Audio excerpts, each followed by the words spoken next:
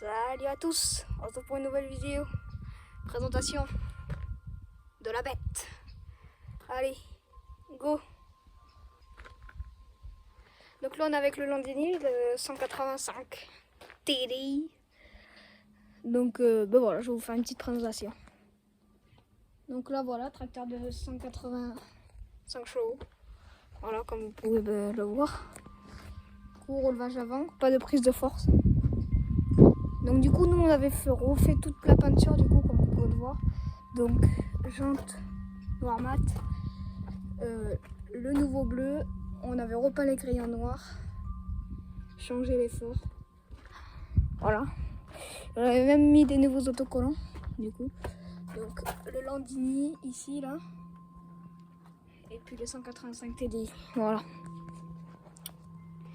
Donc là je vais vous montrer, on avait tout repeint le châssis. En fait on l'a repeint tout entièrement. Voilà. Le moteur un peu. Donc là il a clé derrière les pareuses parce que on passe les pareuses en ce moment sans problème de clé. Du coup là les pareuses. Voilà, donc c'est nos Rousseau. Voilà. C'est les pareuses qu'on a depuis 6 ans à peu près je pense. Voilà. Les pareuses qui marchent très bien. Donc là voilà. Pareil entièrement repeint. Donc là il y a une petite fuite d'huile mais ça c'est rien, c'est juste un tuyau qui s'est dévissé donc voilà. À force du temps c'est comme ça. Je vous montre l'intérieur. J'espère qu'il est ouvert. Parfait. Bon, tout à l'heure après on s'en était servi mais. Donc là il y a la manette pour les pareuses donc ça voilà. Là c'est pas très pratique mais ici là. Merde. Ici là du coup il y a la boîte à vitesse ici là. Voilà. Là il y a accélérateur à main. Ça c'est pour la benne et tout. Donc là, je vous montre un peu de tableau de bord. Donc inverseur. Bon, le compteur là, il y a la vitesse ici. Les heures ici. Non, les heures elles sont là. Donc je vais vous montrer le nombre d'heures qu'il a. Il en a. Je sais pas si vous allez voir. Voilà. Il en a 6367. Voilà. Donc voilà, là il y a le truc pour la clim ici là. Voilà. Donc voilà, là il y a le support de boîtier de remballeur ici. Donc là il y a la prise de force qui est ici du coup. Voilà. Là il y a tous les boutons et tout, donc voilà. Et puis là après embrayage logique. Ah c'est là il y a le frein à main. Et je sais pas qu'est-ce que c'est ça. Voilà. Donc après on a le toit ouvrant un peu et tout. Donc je vais vous faire un tour vite fait du tracteur à l'extérieur. Donc là on se retrouve à l'extérieur du tracteur. Je vais vous montrer le relevage. Voilà. Donc là avec la petite épareuse. Bon du coup dans cet épisode je vais pas que vous présenter ça. Je vais vous présenter la fanaise qui a été réparée. Let's go. Du coup comme vous pouvez voir on est dans l'atelier de mon père. Donc voilà. Donc là on a le John Deere. D'ailleurs John Deere qui va partir. Parce que on est en train d'acheter un télescopique. On est en choix. Il y a les marques où on est plus parti, c'est Merlot, Botcat. Et à mon avis, on a plutôt trouvé un Botcat parce que voilà.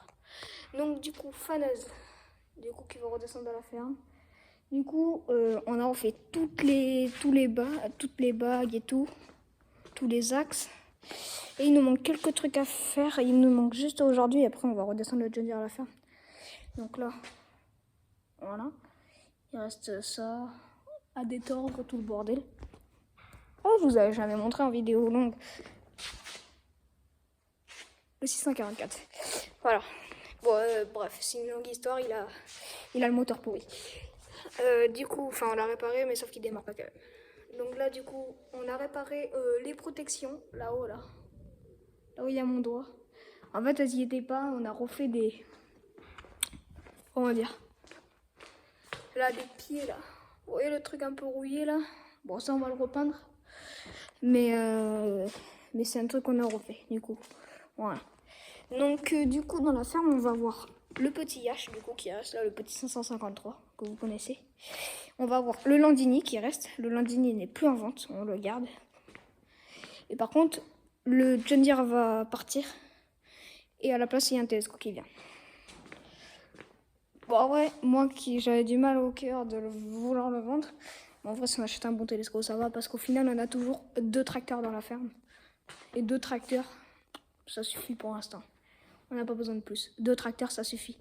Et puis peut-être dans le futur, il y aura celui-là qui viendra à la ferme. Donc voilà. Ça, c'est notre projet d'ailleurs, de le prendre dans la ferme. En fait, à la base, c'est un tracteur qui devait rester, on va dire, un peu à vie dans la ferme pour remplacer le petit Yash. Le petit, pas pour le remplacer, mais pour le soulager un peu. On aurait gardé quand même l'autre. Et voilà. Parce que celui-là... Ou sinon, après, quand on aura le Telesco, un peu plus tard, on va racheter un vieux Yash, 4 roues motrices. Un gros. Qu'on mettrait une fourche dessus, voilà, pour se dépanner. Parce que le Telesco ne sera pas H24 à la ferme. Parce que, ben, là, si on l'achète bientôt, là, genre, je dis des conneries, dans 2 semaines, jusqu'au début d'année prochaine, il restera tout le temps dans la ferme. Parce que ben, mon père n'aura pas acheté tout à fait la concession, et du coup, ben voilà. Après, il sera les 3/4 du temps à la ferme et l'autre partie à la concession. Il sera plus à la ferme qu'à la concession. Voilà. Et puis si plus tard on vend le Telesco, je dis n'importe quoi, et bien mon père, on rachètera un Telesco. Tu vois, c'est pas pareil que les tracteurs. Revendre les tracteurs, les racheter, c'est pas... Je sais pas. Voilà. Donc voilà, le petit John Deere va partir. Bon, de toute façon, il n'est pas parti encore. Tant qu'on n'a pas le Telesco à la ferme, on vend. Le John Deere part pas. Pour le moment, on le garde parce que si on a besoin de faire des bricoles ou quoi, bon, on est coincé. Bon, non, sinon on a l'élévateur. Non, je rigole. On va pas faire grand chose avec ça. On va pas faire grand chose avec l'élévateur. Donc voilà. Si vous voulez, je peux vous le démarrer.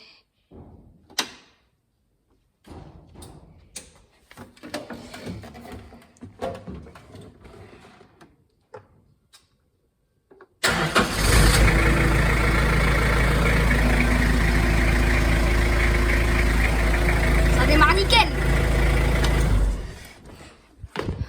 Bon, voilà, c'est juste une petite démonstration. Donc voilà. Donc oui, après, sinon, oui, on va avoir le Telesco, machin bidule. Et voilà. Du coup, le gilet aussi, ben, du coup, il va partir, ouais, on va... Bon, je vous dis pas le prix qu'on va le vendre. Parce que, bon, voilà. Enfin, pour moi, on s'est pas basé contre le prix, mais... En vrai, je peux vous dire pas le prix exact, mais ça va être un peu plus de 18 000 €, quoi. Un peu... Ouais, plus de 18 000 €. Voilà, bon, bref. Non, en fait, je dis des conneries, parce qu'en fait, je sais pas. Non, en fait, je sais rien, parce que c'est mon père qui va décider le prix. Non, en fait, sincèrement, j'en sais rien. Ouais, à mon avis, ça va être plus de 18 000 €, comme j'ai dit, mais j'en sais rien, en fait. Donc, voilà. Sinon, je vous montre le 644 aussi, je vais vous faire un tour un peu. Donc, du coup, 644, IH 644, donc produit en France. Je vais vous montrer. Oh, putain, il y a le... Voilà, il y a une mobilette. Bon, on s'en fout. Donc, là, on peut voir qu'il est écrit 644. Et là, attends, c'est où qu'il est écrit produit en France. Sans frein. Fabrique en France, là. Donc voilà. Et là, il y a sa fourche. Ici. Voilà. Ce tracteur, pour anecdote, ça fait 2 ans qu'on l'a. En fait, si vous voulez, avant, quand on l'avait, en fait, on l'a eu avec le moteur pourri. En fait, il était obligé de démarrer avec du Star Pilote. Si on mettait pas du Star Pilote, c'était mort, il démarrait pas. Par contre, dès que tu mettais du Star Pilote, il démarrait du premier coup. Alors sinon, il démarrait pas. Donc, du coup, nous, on mettait du Star Pilote.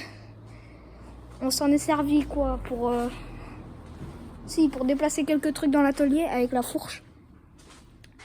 On a fait quoi? On a fait 2 heures avec. Mon père l'a fait. Ça va pas. On va refaire le moteur. Du coup, qu'est-ce qu'on fait? On prend une semaine pour... Non, même pas une semaine. Non, c'est n'importe quoi. Beaucoup moins. On refait le moteur. On remet le moteur et tout. On est tout content. On tourne la clé. Ça démarre pas. On le fait plusieurs fois. Du coup, on refait plusieurs fois et tout. Ça démarre pas. On essaye de mettre du Star Pilote. Ça démarre pas quand même.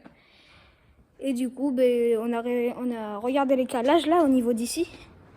Voilà, les calages. Là au niveau d'ici, là, les calages des trucs. Et aussi dans le moteur, il y a des calages et tout à faire. Donc, du coup, nous, on a tout regardé. Tout. Là, il y a la moitié des pièces du moteur qui sont démontées aussi. Mais voilà. Et en fait, non, il démarre pas. Donc, voilà, on était comme des cons. À essayer de le réparer, mais ça marchait pas. Donc, du coup, voilà. On va le réparer, là, on va finir de le réparer, on va essayer. En fait, on pense que c'est la pompe à injection qui fout tout en l'air. En fait, on l'avait déjà fait refaire, sauf qu'il y avait un seul truc qu'on n'avait pas fait refaire.